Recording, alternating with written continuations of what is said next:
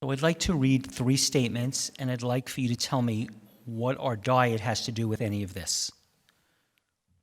Number 1, tropical coral reef coverage around the world has declined by 30 to 50% since the 1980s. Nearly 75% of the world's reefs face threats from pollution, habitat destruction, overfishing, and increasingly a changing climate that increases temperatures, sea level, and acidity in the oceans. Next, point 2. Ocean acidity has increased 30% since the beginning of the Industrial Revolution.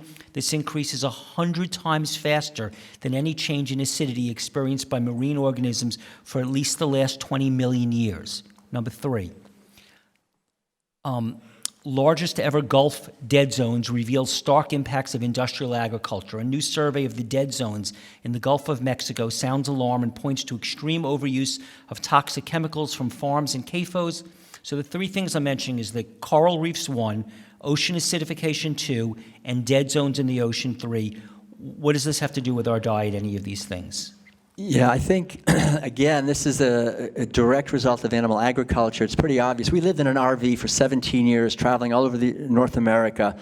And I'm telling you, I mean, most of North America has been reduced to vast monocropped fields of genetically engineered corn and soy, primarily alfalfa and other feed grains for imprisoned animals. Especially, people don't think of it, but vast areas, for example, Mississippi and other states grow genetically engineered corn and soy to feed to factory farm catfish. Fish eat a huge amount of grain, also factory farmed fishes.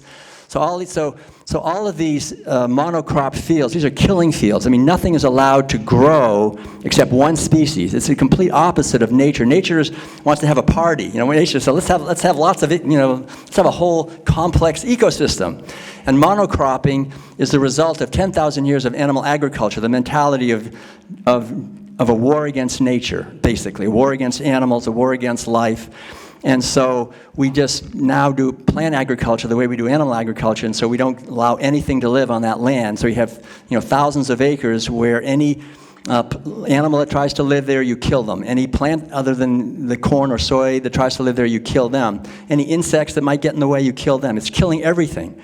And so all of the pesticides, herbicides, and fungicides end up in the water. But even more importantly, in some ways, the chemical fertilizers, because the transition is away from soil to oil. So the foundation of agriculture, as the topsoil gets destroyed, when the Europeans came here, there was like 15 to 20 feet of topsoil in the United. It was incredibly rich. Now we're down to just inches, and so we're using petroleum, basically natural gas, to create nitrogen fertilizer that then creates what's called eutrophication of the water. It's nutrient-rich runoff from all of this nitrogen fertilizer accumulating, for example, in the Mississippi River from the whole heartland of the United States and going into the Gulf of Mexico. So there's these dead zones where nothing can live because of the algae blooms, which when they bloom, they suck the oxygen out of the water. And so any marine animals that are living there, they either have to leave and get out of there if they can, but usually, or they die.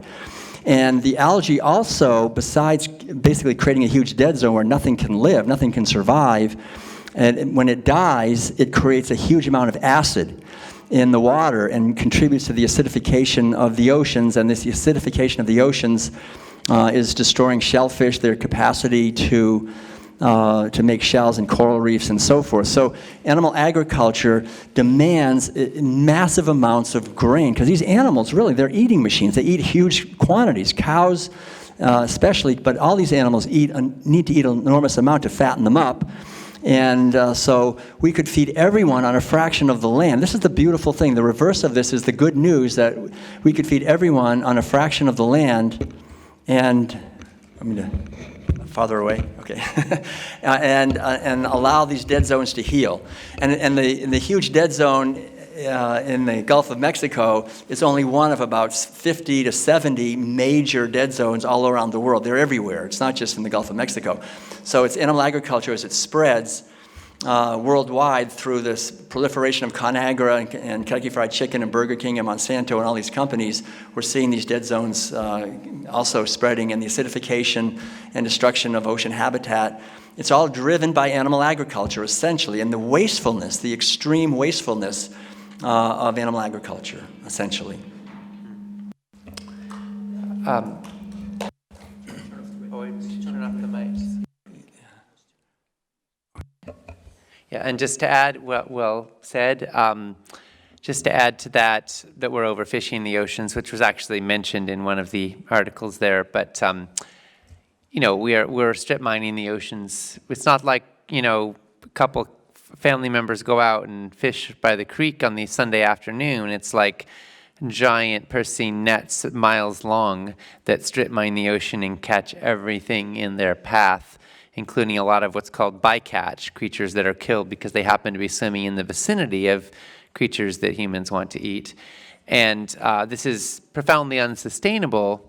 And in fact, while fish stocks were going down, we're populating the ocean with something else, which is plastic.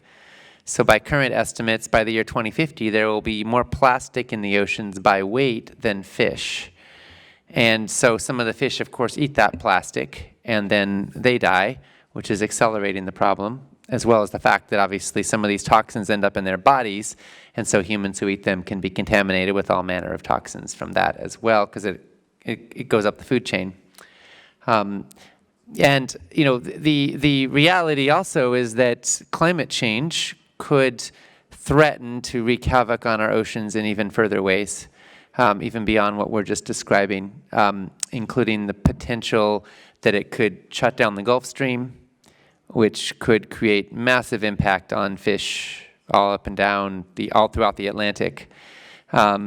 So, you know, we're facing some real challenges here, but I think what's hopeful and what's heartening and what's inspiring is that we actually have the capacity to make a huge difference on all these issues through simple changes to diet and lifestyle that happen to also make us healthier.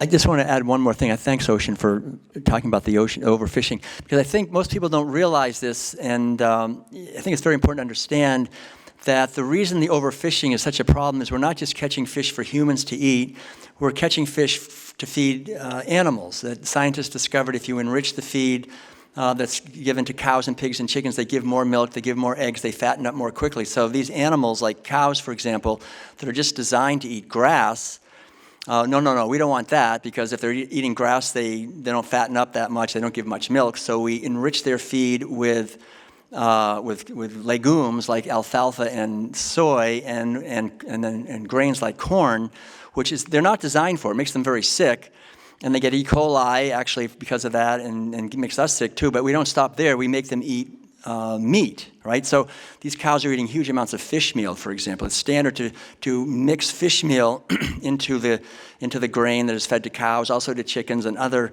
types of meat are mixed in. But the fish populations are being so devastated because of this basic factor. For example, from the late 1980s, since that time, every year, the fishing capacity has increased. We have more ships, bigger ships, better technology to catch more fish every year since the late 1980s. So that's gone up every year. Every year since the late 1980s, the tonnage of fish that is caught, because that's all they measure is tonnage, really. They don't measure individuals. Every year, it's gone down. So every year, even though the capacity has increased, the amount of fish that are caught has decreased. That's why roughly 2/3 of all fish that are eaten in the United States are factory farm, basically from aquaculture operations, and about half worldwide, because the oceans are basically destroyed. They're collapsing. Oceanographers say that by the late 40s or early 50s, there won't be virtually any fish left at the rates we're going. And it's this incredible demand for fish, not just to feed us, but to feed to livestock. And then a lot of other fish are actually caught and ground up into fertilizer, for example, and just put on the fields.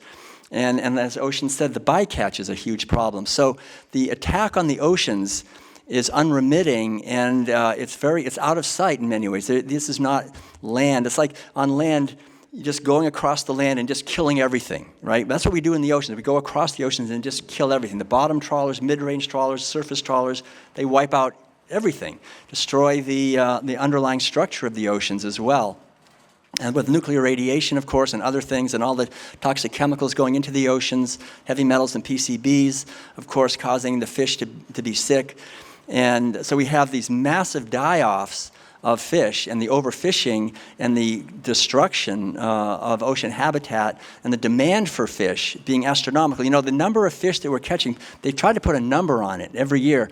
And the number is estimated to be between 2 and 2.5 trillion fish we're killing every year. I mean, that's a number, it's hard to imagine. They estimate that number of fish, if you put these fish like nose to tail, it would go from the earth all the way to the sun.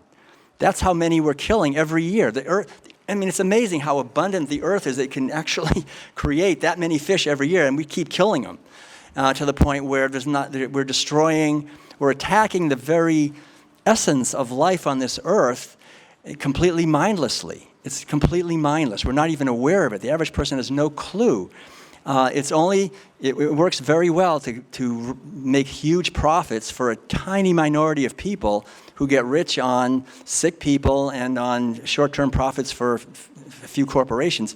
But veganic agriculture, going to plant-based agriculture that's organic and plant-based, instead of using the techniques that have been developed of monocropping and of pesticides and herbicides and all the GMOs, to use cover crops and to use rotation and to use compost and to use ways of rebuilding the soil naturally. This is something we can do, and we can, again, feed everyone on a fraction of the land and allow the oceans to heal. There's nothing stopping us. It's just a system that's in place that is toxic and destructive to our health, to the health of the ecosystems, and that we don't understand, except, we don't have these kinds of conferences and getting the word out enough. But I think it's really important for all of us to do the best we can to help people understand these things, really. So thank you.